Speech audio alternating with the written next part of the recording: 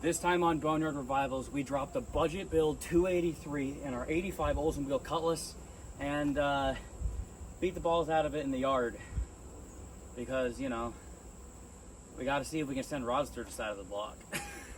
Hey, I'm Robert. Welcome to Boneyard Revivals. Alrighty, 283 on the engine stand, turbo 350 bolted up to it behind it. It's time that we drop it in something. Now you guys might have been wondering, what are we dropping it into? Well, of course there's only one simple solution to that, and here it is. If you guys are unfamiliar with this car, this is our 1985 Oldsmobile Cutlass that we like to call Black Betty here on the channel, for any of you that are new. For some of you that have been around the channel a while, well, you should just know this car. Like I said, this is our G-body Cutlass. Earlier this year, we did a whole nose swap on it. I ended up picking up another waterfall grill for it, so we didn't have to have the Euro nose on it since I don't like those. But yeah, this car's just been sitting in the yard with no drivetrain in it since we pulled the 307 and the TH250 out of it. And it was time to drop something in. And the game plan always was, well, it's going to get a small block Chevy in it at some point. I didn't know which small block Chevy it was going to be. Then the 283 came up, and yeah, it seems like the right thing to do, especially considering that 307 made 145 horsepower from the factory, and the little 283 made 195. Plus, with the headers, the cam, the intake, and the carb, it probably makes what, 220 now? We'll call it 220. 220 to like 230. Yeah, we're gonna go 230 just to make myself feel better. But yeah, I'm hoping, you know, slide this thing in there. We have to find out. That turbo 350 has not been in a running, driving car in probably 20 years. So, yeah, it's going to be slide it in there, cross your fingers, hope it works. And there's nothing left to do but start tossing her in. So the first thing I got to do here is get the 307 motor mounts out of this. The only thing I do not like is how much of a pain in the balls it is to get. So these... The nuts there that you see, there's a bolt on the backside. So you can't just undo that nut because the bolt spins. So you have to find a way to sneak something up in there to hold the bolt from spinning. And then you also have to turn the nut. And there's really nowhere on this cross member to sneak a wrench or something in. So we'll have to figure that one out. Alrighty, small block Chevy motor mounts are in. Now what you need to know is that, and I played this game with the other Cutlass that we have here, the street and strip cutty, as we like to call it. The small block Chevy likes to sit where the motor mount pads have to sit compared to where they're at on the engine. Compared to the 307s, they're way more forward of the engine. On the 307s, they're like in the middle of the block. So in order to get the engine to slip in there, you have to move the motor mounts up to your furthest set of holes, and the bottom foot, that would be the front one, doesn't actually get a bolt through it, which for this application I'm not scared, so we'll just kind of let it ride like that, and I think we'll be perfectly fine. But in order to get them to fit, like I said, you have to move them up. Getting them fed through the cross member is really a pain in the butt too. What I ended up doing was I used this magnet here. It's a little like magnet wand deal. Put the bolt, you know, on the magnet, and then kind of feed it up through the lower control arm and stuff, just to get it fed in there. That works pretty good. But yeah, we have all 3 bolts in per motor mount, 6 bolts in total. Motor mounts are in. I need to double check to make sure I got the trans cross member, and then at that point I think we're slamming a motor in this thing.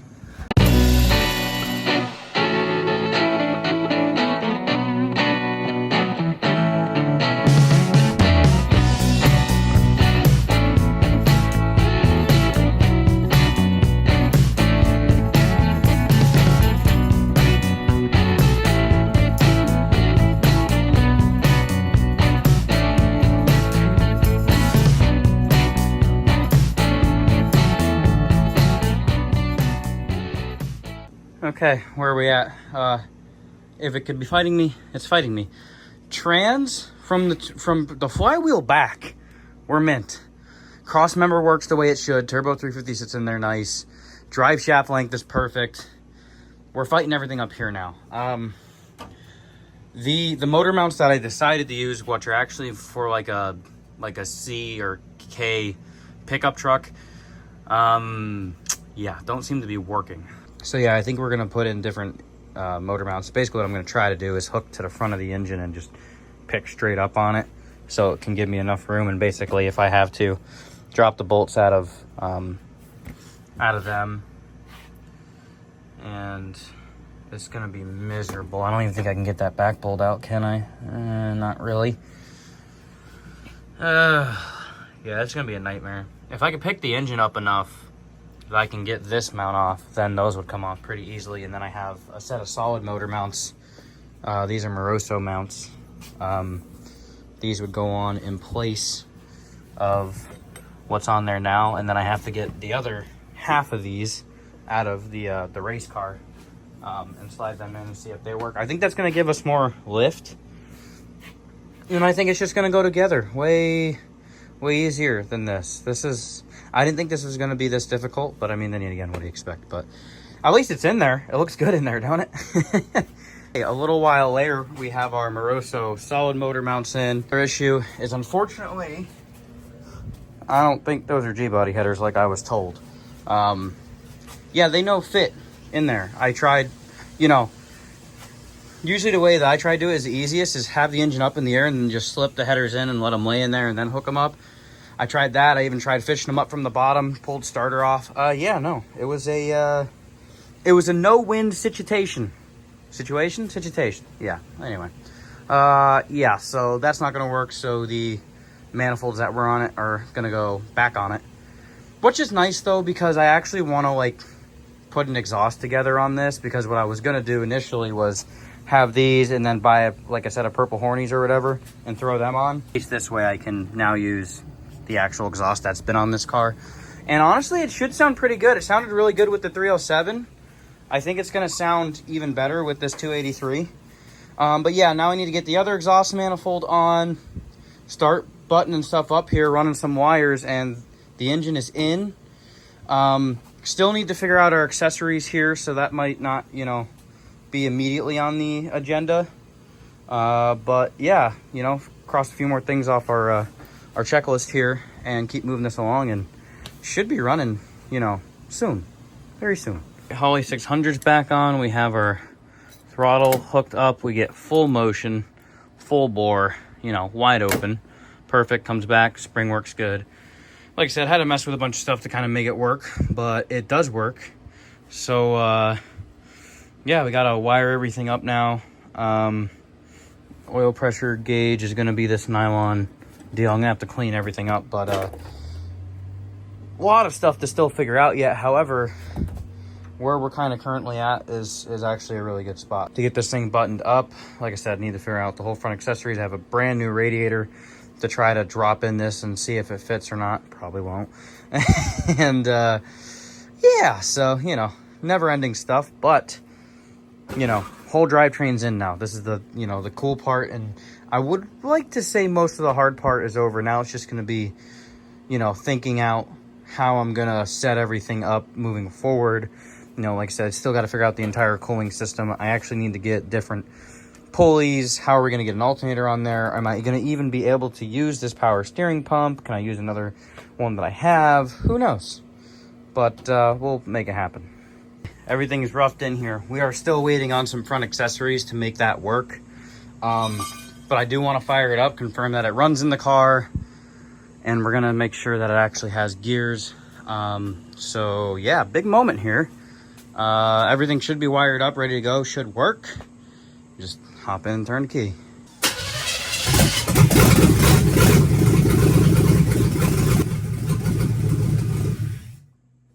It doesn't sound as good as it did with the headers, does it? Dang it! Alright, let's get this thing outside so I don't suffocate myself in here.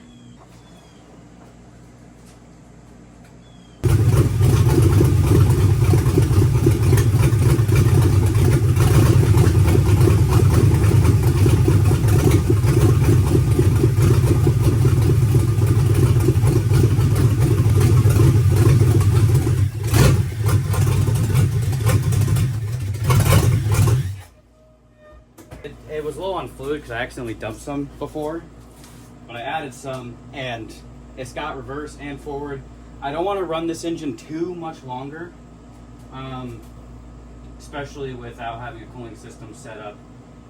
But at least we confirmed like everything so far is working exactly the way it needs to be. Back with Black Betty here. I think I figured out the charging system here. I'm hoping these brackets are going to kind of work. It's pretty solid. Back here is where it would normally go into the head, but unfortunately that's not going to happen. I'm hoping that holds up. Don't have a fan on it yet. I want to confirm that all this works. Put the old radiator in it just because this radiator is junk and we're going to put water in it, and it's just one less thing to have to drain all the water out of. But this is just a functionality test to make sure that it works. It's going to give me time to let this thing, listen to this thing actually run. Might be able to get to play with, you know, trying to tune it a little bit, see if we can get it settled in a little more, have our electric choke disconnected. So do not have a power steering pump at the moment. Still trying to, once again, figure out the deets for all that. Something else I did try to do for this to help it out a little bit was I noticed that it seemed like, obviously when we had it running on the engine stand, you know, in the last video, it ran fat. I mean, it was like Bill Gates rich. And I mean, don't get me wrong, it still ran good, sounded good. And I mean, it even sounds good now. It would sound a lot better if it actually had the exhaust hooked up instead of just dumping out the open headers. But it seemed like it was running fat. I did throw a set of smaller jets in the primaries. Well, primary jets. This carb isn't going to have secondary jets with it being a vacuum secondary carb. But we're just going to have to mess around with it a bunch. I'm going to see if this actually works or not. Because if it don't, well, you know, it'll end in terrible disaster. But this is really cobbled together. I'm not going to lie to you guys. But let's see if it'll fire up now.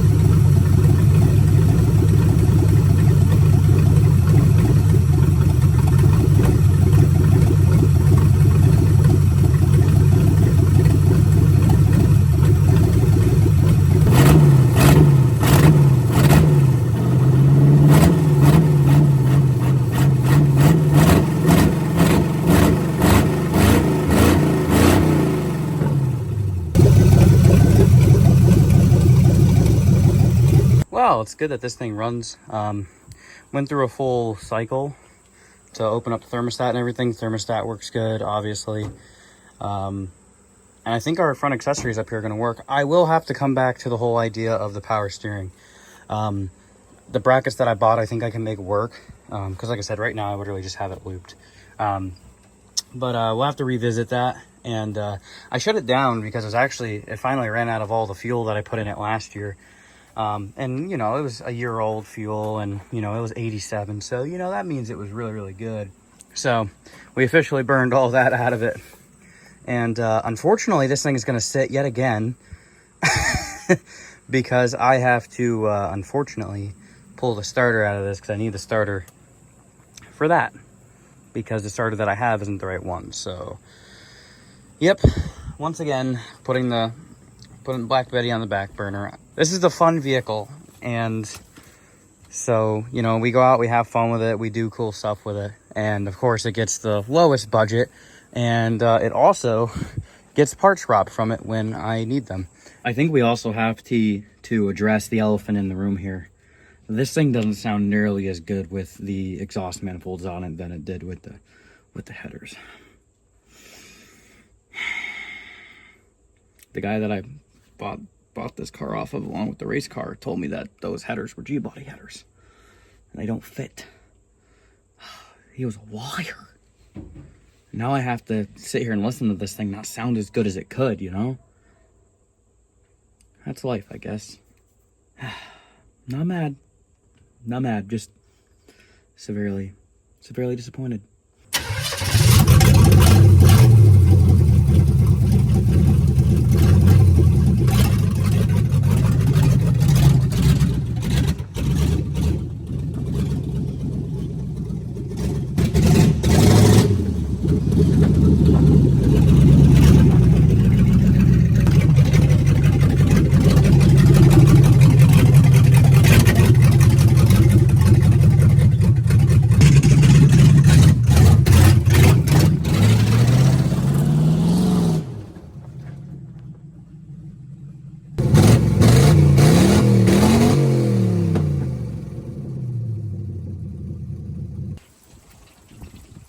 Yeah, that's hot.